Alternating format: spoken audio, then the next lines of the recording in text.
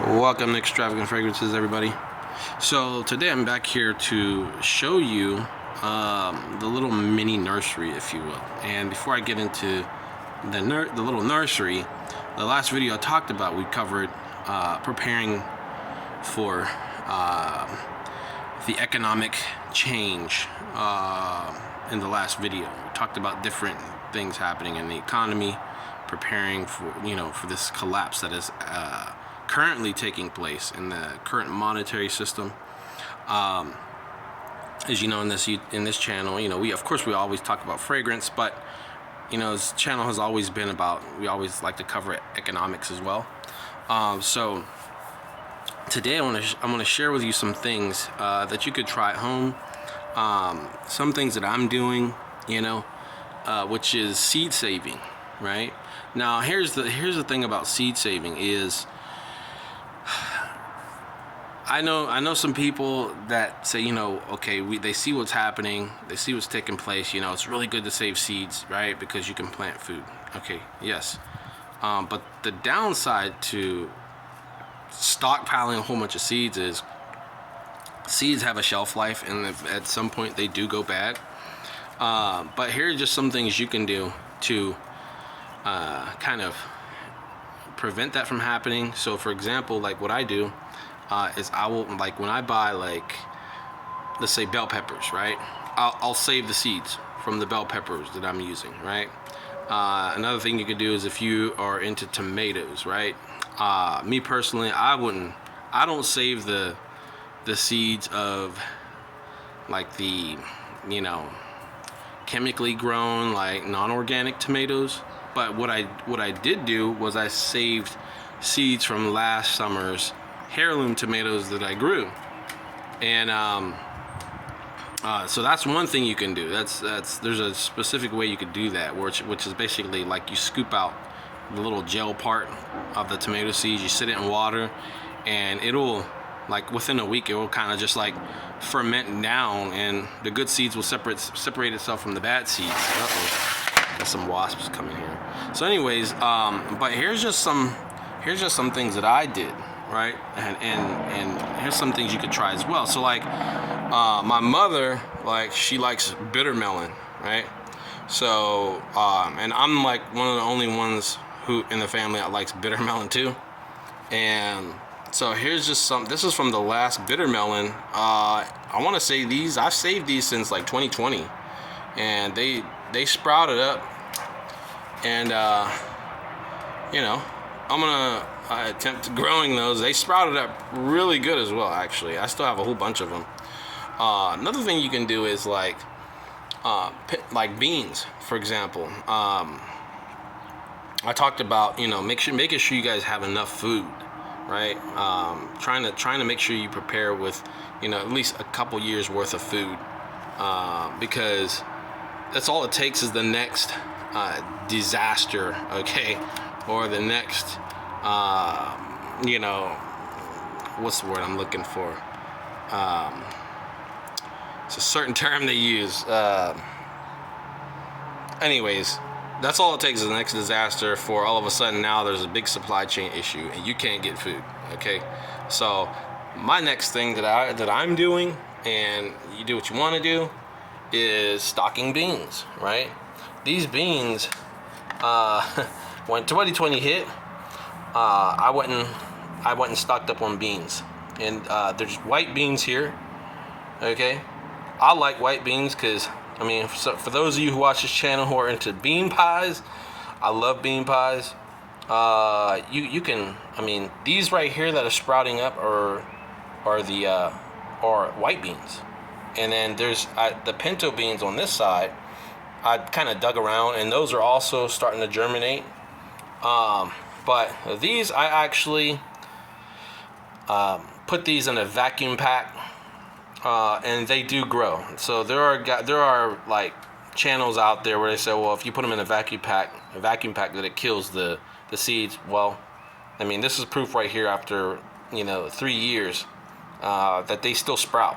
So even if you put them in a vacuum pack, they will still sprout up, and there it is. So that's the cool thing about beans. Now you have to be careful because some beans have been irradiated. So like for example, like the Aldi brand, I don't know if I did it wrong. Sometimes they say if you soak beans the night before, they'll just basically rot, right? And they won't germinate. These beans I actually got from Walmart, right? And they seem to be sprouting just fine. Okay. Now here's some lavender that I had, and it's a perfect example of how seeds do go bad. These things just like, there's only one little lavender coming up. Here is the Carolina Reaper. I got this back. What was it like when I had my accident, and I grew this outside. Now here's what most people don't know is that you can overwinter pepper plants. So basically, I mean, you can see it's like a little mini tree now, and I've clipped off of it, I've trimmed it, I've pruned it. I actually broke this branch right here accidentally. But you can also do this with bell peppers, right? Look up overwintering, right? So basically what you do is you take the whole plant out after the season is over. Say you have this in the backyard, right?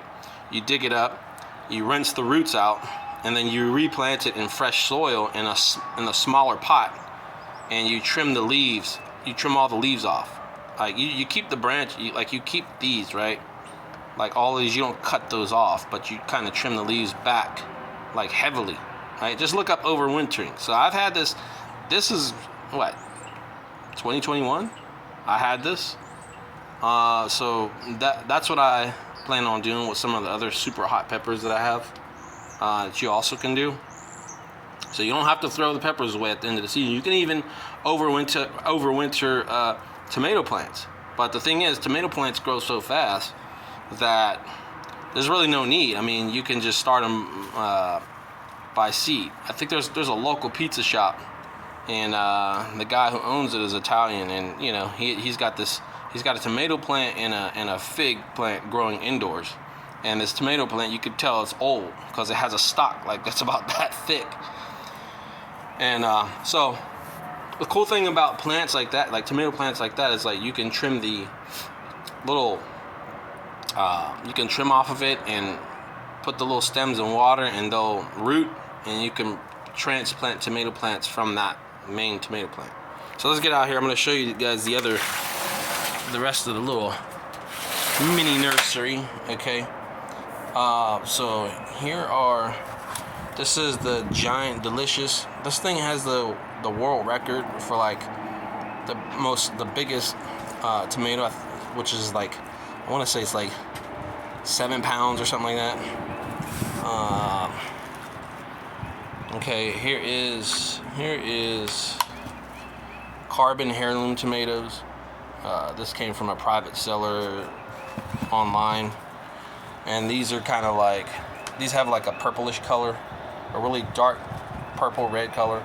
These are Whopper tomatoes. These are actually from last summer, and I actually saved the seeds and I tried it, looked online and found a way to save them. So yeah, you could save your tomato seeds, right?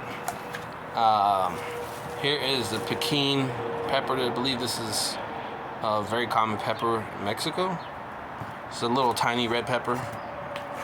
Here is the yellow Carolina Reapers. I just started sprouting these. These were actually given to me free by one seller. And let's get down here. Here are some, let's see what we have here. These are eggplants. Habanero. This is some other kind of super hot pepper. Right. Another Whopper. Okay, more super hots. More super hot peppers. And this is actually a basil plant from last summer that I just kept indoors, and now it's sprouting back up, and I plan on taking trimmings from this and rooting it to produce more basil plants. Let's see here. San Marzano tomatoes. This, I can't wait to see how this turns out. This is the Primatali Death Spiral. Just look it up. This is just a wild looking pepper. Let's see here. Again, Whopper tomatoes. This is all from one tomato plant. All the Whopper tomatoes I showed you is all from one. This is the Giant and Delicious again. I just put more seeds in just a few days ago. Red Centiflora. I think these ones right here, the Red Centiflora, are going to be the most productive. They're actually supposed to be the most productive. The seeds that I got for these were actually probably the most expensive seeds out of all the seeds I got here. But these produce a lot. If you're looking for a high yield tomato plant, these produce a lot of cherry tomatoes, as well as the super sweet 100. I think these are the purple Cherokees. These are marigolds. Marigolds are good for inviting pollinators like the bees and stuff like that. That's a ghost pepper. Chocolate Primatali. Tabasco pepper. And these are Thai peppers. These are actually from seeds that I got from Patel Brothers. It's a little, Indian store. I just split open the peppers and saved the seeds. Okay, so what I'm trying to say is there's this lady, I forget what her name is. She's this Indian lady online, and she talks a lot about agriculture and seed saving, seed sharing, and what I plan to do is plant these this summer and save the seeds from everything here, so that way I can have fresh seeds for next year. But that's it so far. This is a little mini nursery. I'm sorry.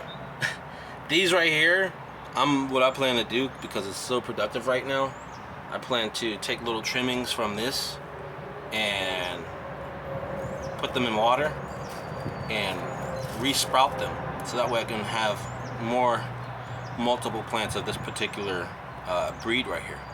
But this is it, guys. Little mini nursery, and hopefully I'll see you soon with another video.